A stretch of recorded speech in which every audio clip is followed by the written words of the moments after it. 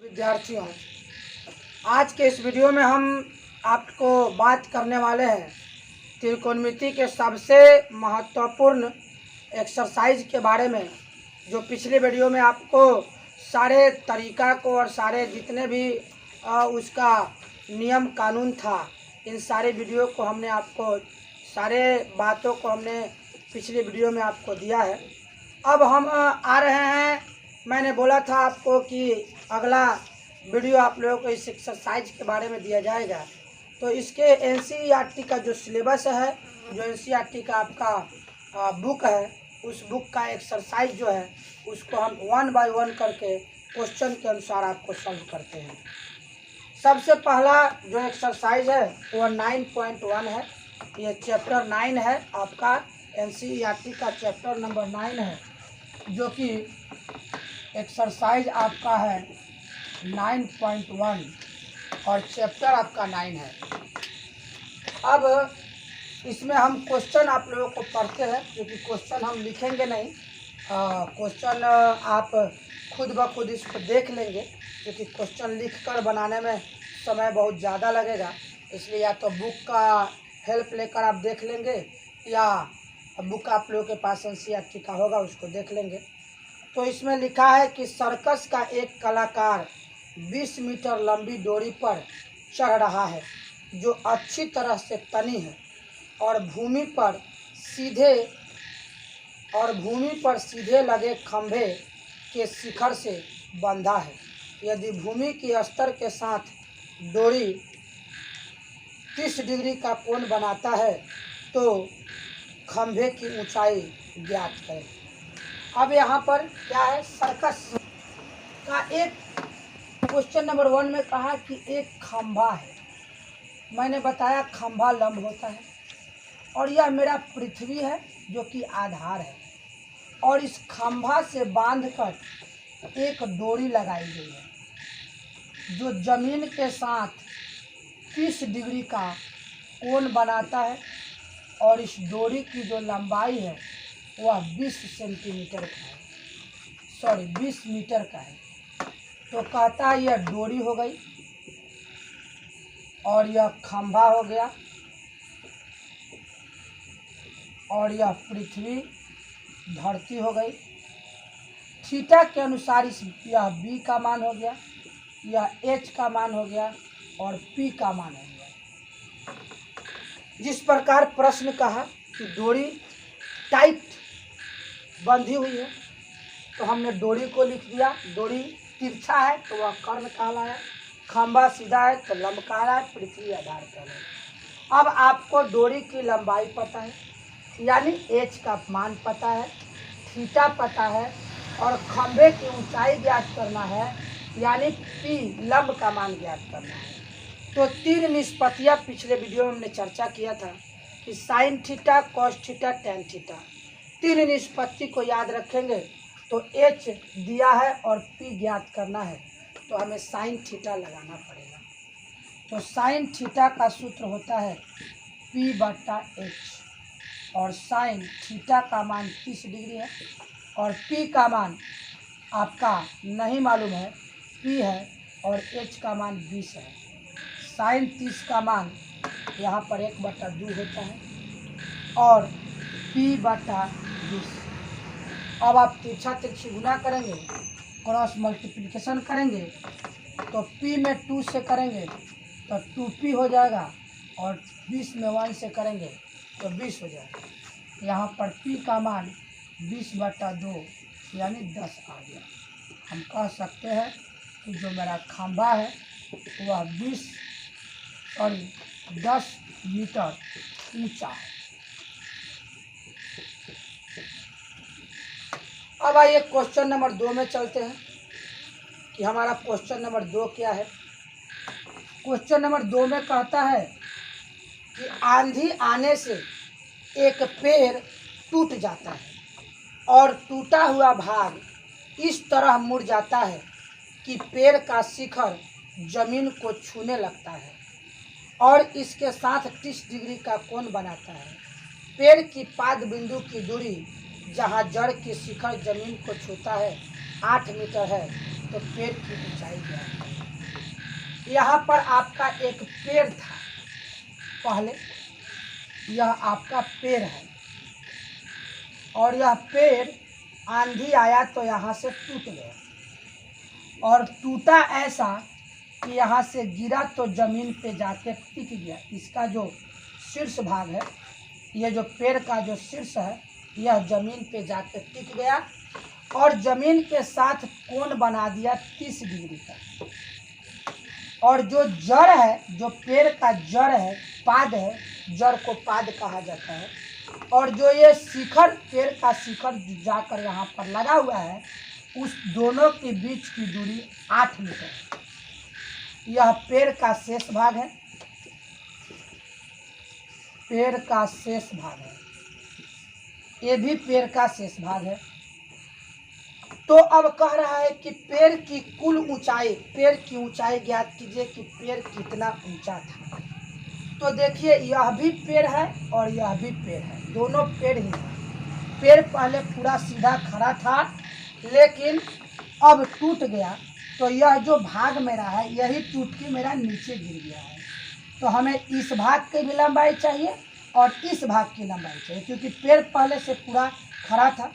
तो इस भाग की लंबाई निकालेंगे और इस भाग की लंबाई निकालेंगे, दोनों भाग की, इन दोनों भाग की लंबाई निकाल कर और हम जोड़ देंगे तो हमें पेड़ की ऊंचाई, कुल ऊंचाई पता चल जाएगी। अब इसके लिए हमें थीटा मालूम है, थीटा के अनुसार यह बी का मान है और यह पी का मान है और यह एच का मान है। तो हमें दो चीज़ चाहिए, एक पी भी चाहिए और एच भी चाहिए।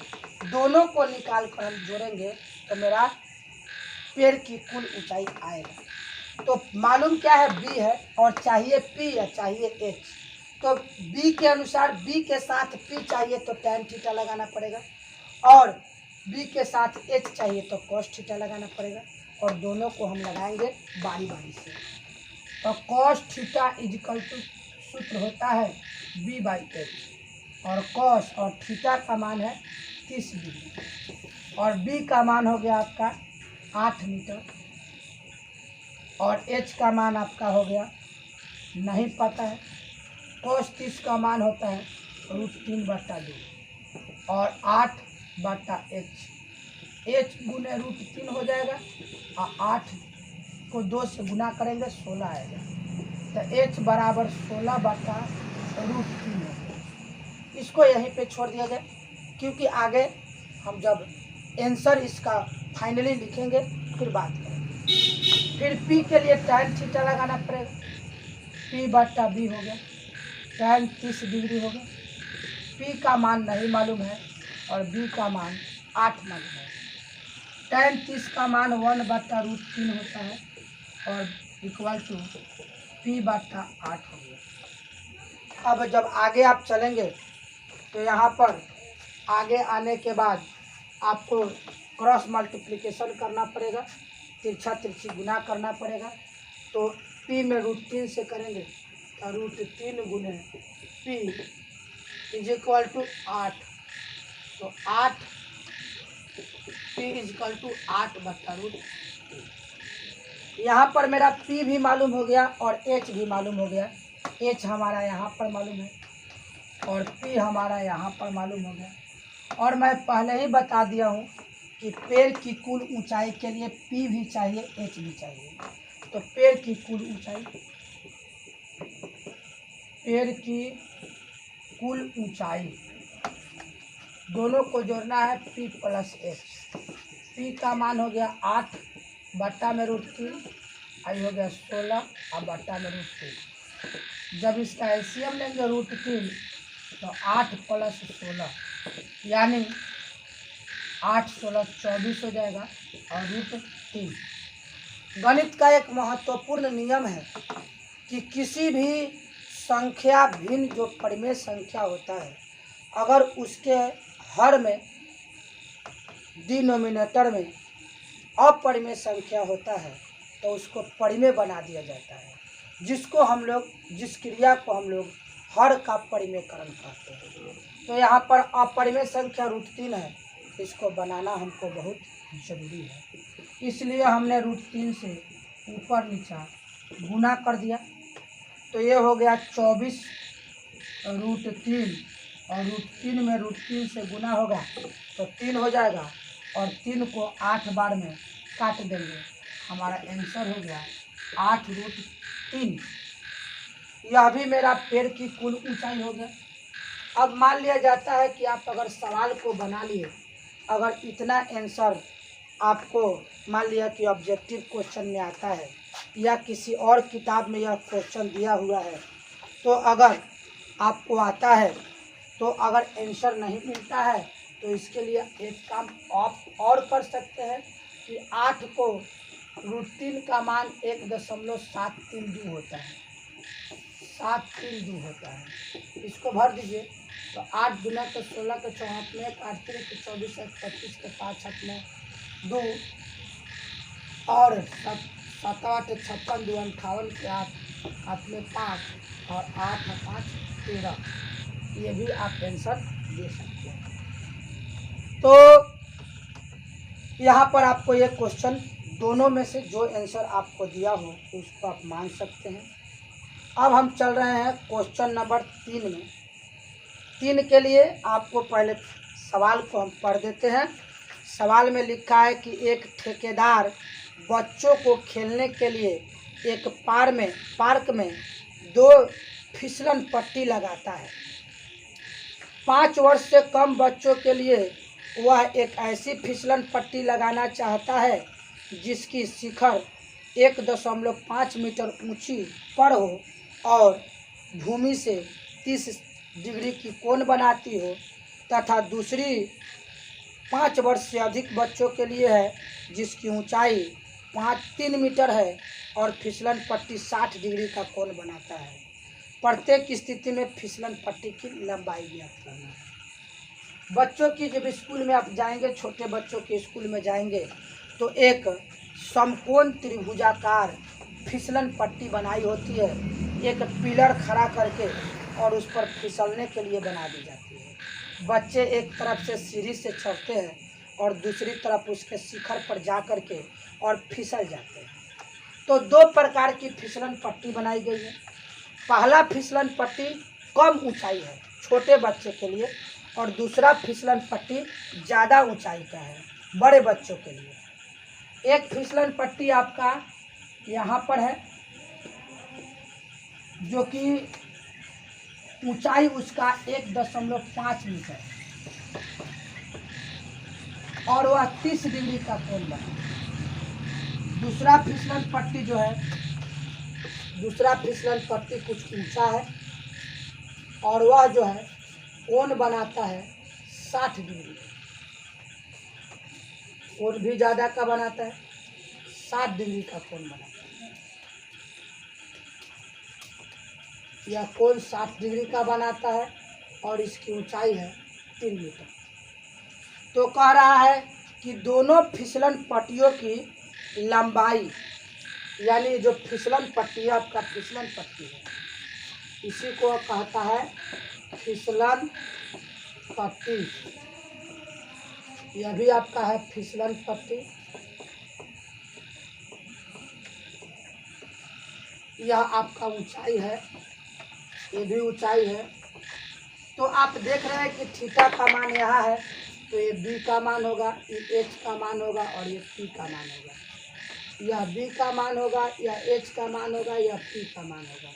दोनों स्थिति में पी का मान हमें मालूम है और दोनों स्थिति में थीटा मालूम है और दोनों स्थिति में हमें फिसलन पट्टी की लंबाई निकालना है अर्थात एच का मान निकालना है। दोनों स्थिति में साइन थीटा का प्रयोग करेंगे तो साइन यहाँ थीटा का मान 30 डिग्री हो जाएगा और पी का मान 1.5 मीटर हो जाएगा और एच हमें निकालना है। साइन 30 का मान 1/2 होता है और 1.5/h होता है। इसको क्रॉस मल्टीप्लिकेशन करेंगे तो h बराबर हमारा 1.5 में आप अगर 2 से गुना करेंगे तो हमारा 3 मीटर आ जाएगा।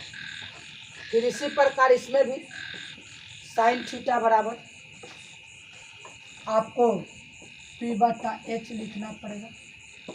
तो यहाँ पर थीटा का मान 60 डिग्री हो गया और पी का मान 3 मीटर, एच का मान हमें ज्ञात करना है। अब आइए कि यहाँ √3/2 इसका मान होता है और 3/h तिरछा तिरछी गुना कीजिएगा तो √3 में h से और 3 दूनी के 6 हो जाएगा। फिर इसके बाद h का मान आप निकालना चाहेंगे तो 6/√3 हो जाएगा। फिर अभी हमने चर्चा किया था आपसे कि अगर गणित में हर में किसी भिन्न के हर में अपरिमेय संख्या आती है तो उसको हर परिमेयकरण करना जरूरी होता है।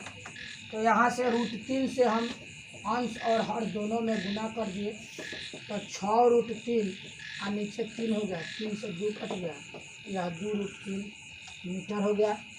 तो यहाँ पर आपको दोनों स्थिति में हमने h का मान निकाल दिया और वही आपके फिसलन पट्टी का आपको लंबाई हो गया और दोनों स्थिति में फिसलन पट्टी आपका निकल गया।